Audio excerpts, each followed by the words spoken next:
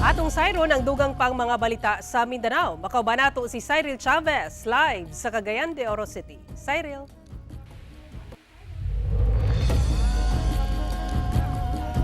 Salamat Sara. Vice Mayor sa Datu, Piang, Maguindanao Del Sur, gipusil samtang naghatag og mensahe atol sa gipahigayong convergence sa lungsod. Suspect posibleng migamit og sniper o silencer sumala sa Philippine Army.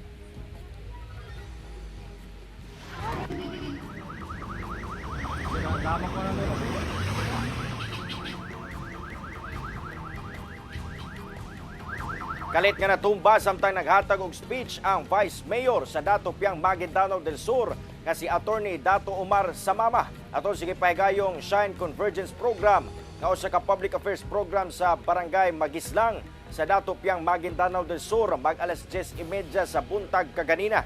Kini human gipusil diay ang Vice Mayor human nakadungog og buto sa pusil ang mga mitambong sa mong aktibidad. Daling gidala sa lying-in clinic sa mong lungsod ang Vice Mayor aron malapatan og paunang tambal apan gibalhin na sa Cotabato City Medical Center alang sa padayong pagpatambal. Samtang hugot nga seguridad ang gipatuman karon sa mong lugar alang sa hot pursuit operation sa suspect. Matod sa 6th Infantry Kampilan Division sa Philippine Army, posibleng migamit og sniper gun o di bagha silencer ang suspect. Padayon ang investigasyon sa otoridad sa maong pagpamusil. Yun yung initial na description ng mga nandoon po sa area kasi malayo yung pinanggalingan at yun po. Pero inaalam pa po natin yung details kung malayo ba yung pinanggalingan o baka may silencer lang kaya hindi agad na kung saan galing yung tutok. So inaalam pa po natin yun.